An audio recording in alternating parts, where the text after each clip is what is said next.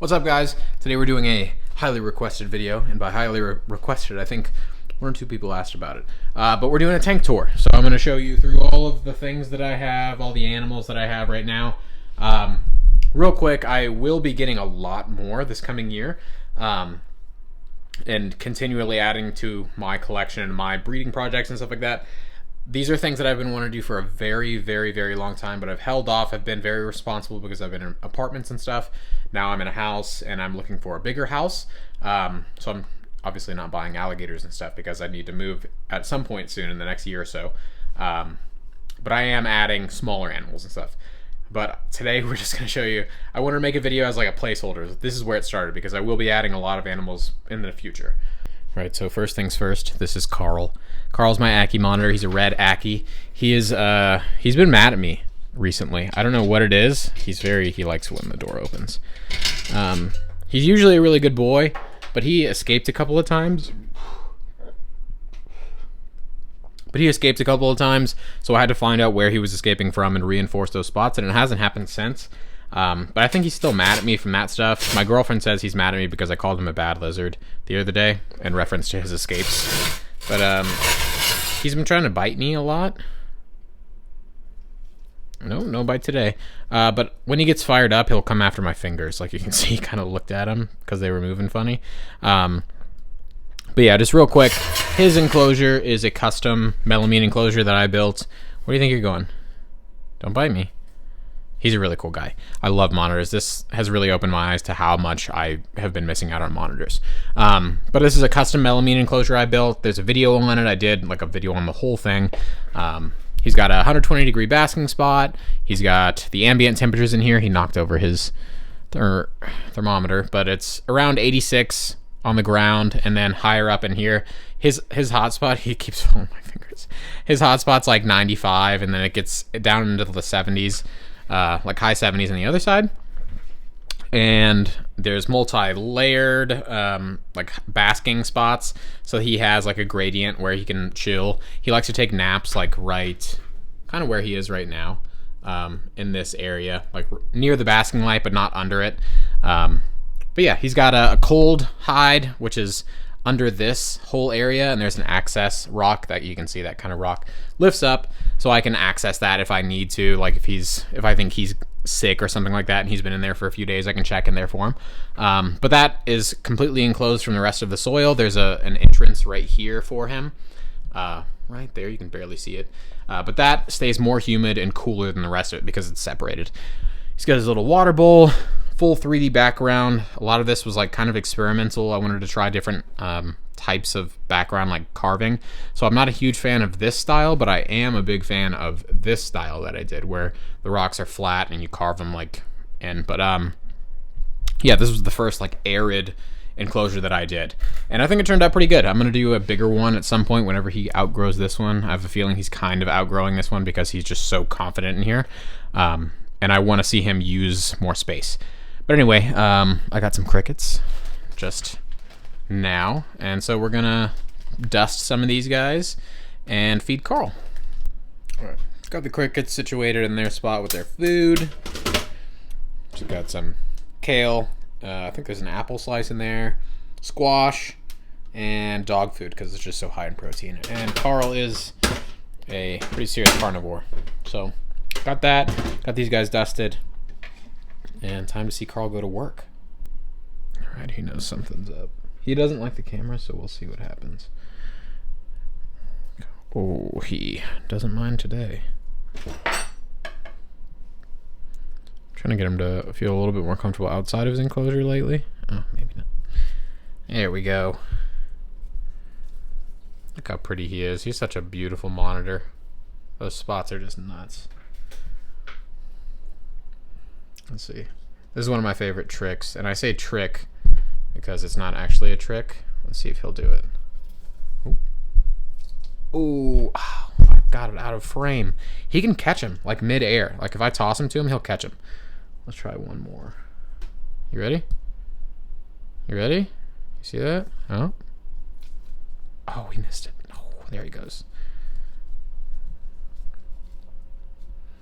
Down the hatch. These are a little bit small, so I'm giving them a few right now. Let's see if you can catch it. One more time. One more time. I'll let you finish swallowing. Do your weird sideways face thing. Get it? Go drink some water.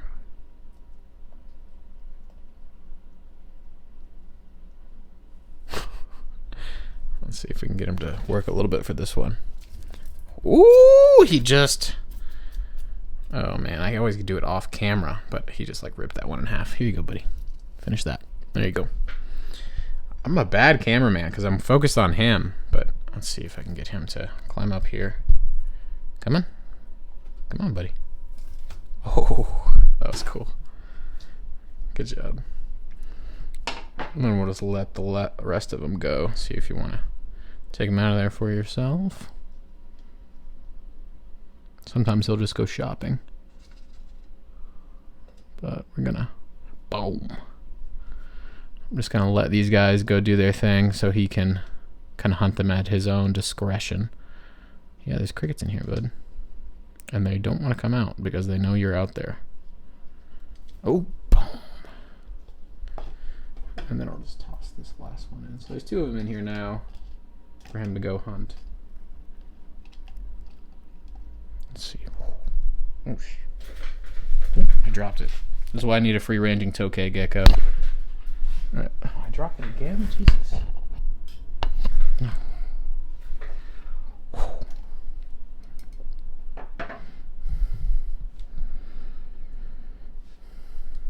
I don't have any more. But yeah, guys, this is Carl, and he's a good boy, and I don't think he's gonna bite me. There we go.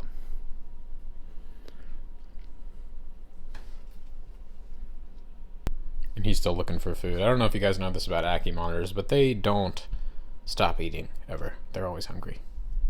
And he is a little psycho. What are you doing? But yeah, next up, we've got this enclosure. So this is my crested gecko enclosure that I just recently finished. It needs to be watered, obviously, but you can see his little head poking out right there. There he is. And real quick, I'm going to try to feed him... Ooh, I'm going to try to feed him a couple of crickets because I haven't fed him one in a minute. And he is really not one that likes to eat off of the tongs. Oh, jeez, I dropped a cricket and now Carl's losing it. Alright, let's see if we can get him to eat.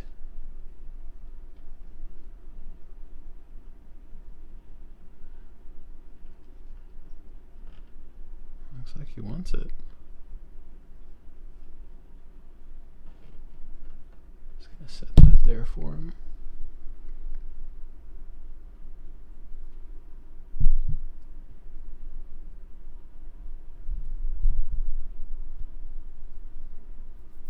He's thinking about it. Come on, buddy. Oh, of course, I do it right. I was trying to scare the cricket to move a little bit to trigger him, like a feeding response. But there he goes, that's good. So yeah, I feed him like the powder food and crickets because that's kind of what they get in the wild. I'm just going to dump the rest of these in because he does like to hunt. He definitely prefers to hunt than to be fed, which is okay by me. I'm just going to set this down in there and let them crawl out and let him hunt those. But I feed him the fruit diet and the cricket diet because that's what they get in the wild. There's not just falling fruit throughout the year. And that's kind of one of the reasons why sometimes they just won't eat the fruit diet at all. Oh, here he comes. He's hungry.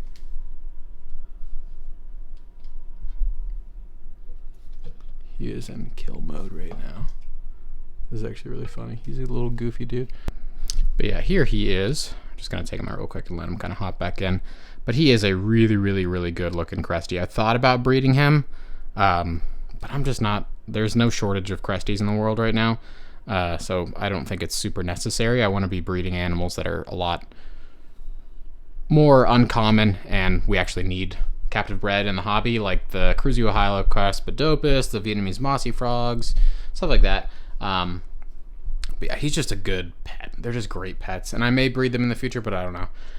But yeah, his enclosure is all foam that's been carved with a cork mosaic in the back that you can kind of see, and then I've done like bark and cocoa fiber and all that kind of stuff.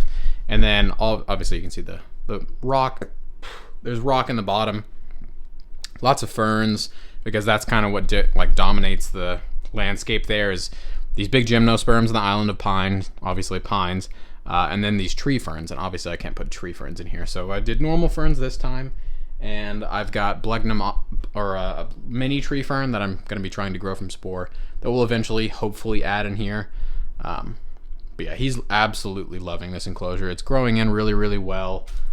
Just very, very slow and steady. Plants are starting to fill in.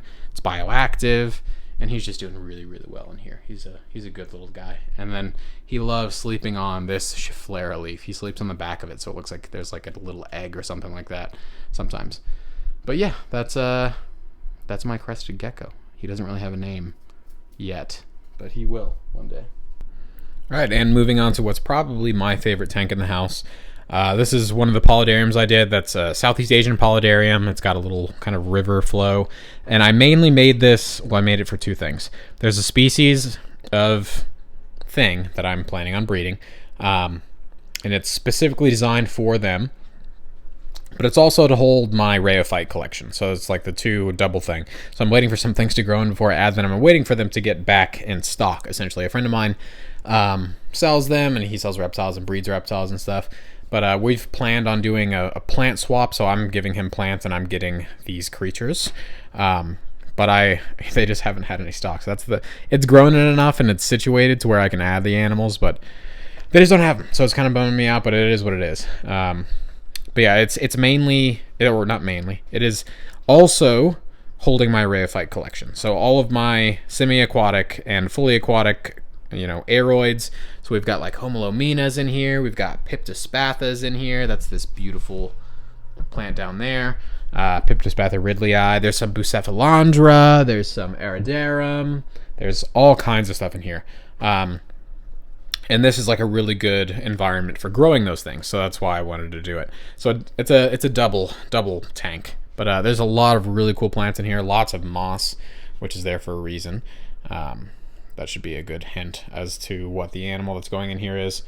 Eventually they'll get an upgrade. This is just like a starter tank to get them situated in the house, and I'll do something similar but bigger. But there's unfortunately nothing in here right now, so nothing to feed or show you guys, but it is one of my favorite tanks just because I love Cryptocorini, I love crypts, I love boosts, I love moss. So this whole thing just really, it ticks all the right boxes. And then moving on to another uninhabited tank, we've got the black cabinet. This is my climbing or epiphyte cabinet, whatever. So I've got some anthuriums in here, like lots of anthuriums, really beautiful anthuriums in here. This one's actually blooming. Lots of climbing species like Markgravias. This is Markgravia cincinnati. This is Markgravia alcoca. Beautiful plants. Begonia dodsonii. Just tons and tons of like climbing epiphyte plants. That was the main reason I did this tank. We've got some Hoffmannias because I can't not do Hoffmannias. But this tank will eventually hold, I'm hoping, Eurodactylodes agricolae, which is the Bauer's chameleon gecko. They're beautiful, beautiful animals. I've always wanted to keep them, but it doesn't have enough circulation. So we're planning on, there's a friend, I call him a friend, but there's a guy on Instagram called Magitera. I think his name's Alex, or it could be a girl. I'm not really sure. But he designs these little things that's like a circulation system for vivariums, and I want to do something similar, but he's going to be hopefully selling them eventually as kits, so I don't want to step on his toes by designing it myself. But we're going to design like a little PC fan thing where there's an inlet down here and it flows air up to the top, and there's an outlet up here, so it'll just keep circulation up but also keep humidity up. And it should be really, really, really cool when it's done, but this has just been a very unique enclosure to watch grow, because it has changed so much over time. I really need to water it right now, but it is doing really well.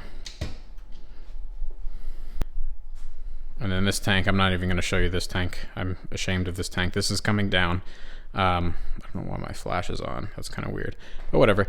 This one's coming down. This wood is very, very old. I've had this wood for about 10 years in aquariums. If you followed me from way, way back, this was the wood in my Discus tank. So it's been a long time. I think it's starting to rot, and that's why there's so much algae in here. The plants are just covered in BBA, and it's not fun. Like it's not fun anymore, basically. So I think I'm gonna tear it down and do a new scape, just something really simple and clean, like one really big piece of driftwood, and then some like South American cichlids, just big, friendly fish that have personalities. All right, and last but certainly not least is my 55-gallon bar paludarium. This is where I keep my white tree frogs. They're blue phase, beautiful, beautiful white tree frogs.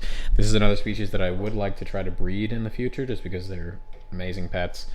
And I wanted to show, before I wipe the glass down, I wanted to show one of the important features of this tank.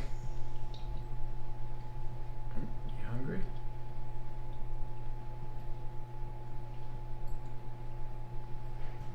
Ooh, there he goes. So you can see where he's coming from. There's cork flats all along this tank. It's so beautiful how this stuff is all grown in here.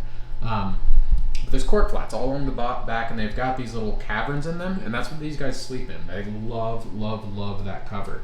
So if I look back, you can't really see it because it's so overgrown at this point. But the whole back is lined with cork flats, and they absolutely love those. You can see he's literally just spending the day in here. You can't see him anymore, but we've got another one right here I can feed real quick. And then I'm just gonna probably dump most of these guys.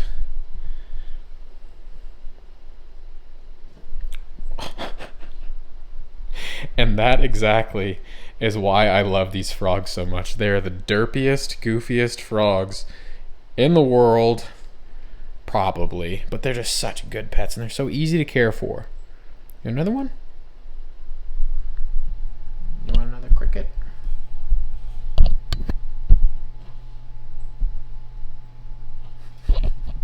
And if you don't let go, they just grab onto the tongs. But I'm going to wipe down the glass real quick and give you guys a better look at this tank.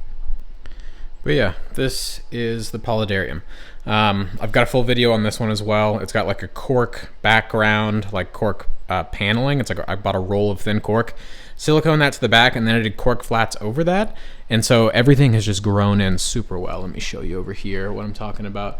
So that's that cork roll, and it's just covered in moss and Ficus quercifolia and Margravia, all sorts of stuff. And it's just, you can't even see what it used to be. Like, you can't even tell anything in here. This is a Java fern that's just grown like crazy. I've got some Hoffmanias, there's plenty of philodendrons, Solanum, right here. There's a ton of Solanum Ecuador down here that's covering this log. But it's just so dense in here. I've trimmed it like a million times, and it just keeps going back denser and denser and denser. So when I do this next time, I've got a plan for what I want to do, and it's going to be much, much, much, much bigger. Because, like I said, I do plan on breeding these guys. I want to try to breed super snowflake blue phases. And that's sort of kind of what I have. They have got some really good patterning. I'll put a video in somewhere in here. But they're really, really nice blue coloration. And they've got that beautiful, beautiful white spotting on them. And it's actually like I don't like the really small, teeny tiny spotting like the gold dust ones. I'm not a fan of. I like the big like white spots that they have. I think it just perfectly contrasts that blue, and it makes them look so beautiful. But yeah, that's probably going to be a breeding project for whenever they get upgraded, because there's 3 of them in here. There's one here, one back in that cork flat, and there's probably one back here somewhere. We look, maybe not. I don't see him back there. They're probably in one of the other cork flats, but I'm just gonna see how many times I can feed this guy real quick before we end the video.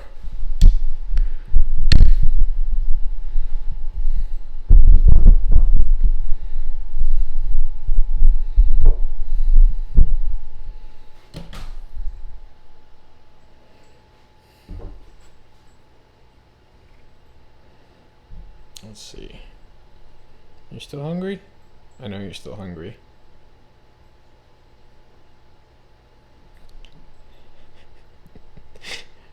So goofy. Was it yummy?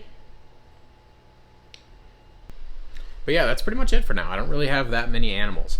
I've got a few scapes. I've got a bunch that I'm working on. Like, I need to tear that down and do something else with it. I've got this one. I've got some more projects out in my barn out there.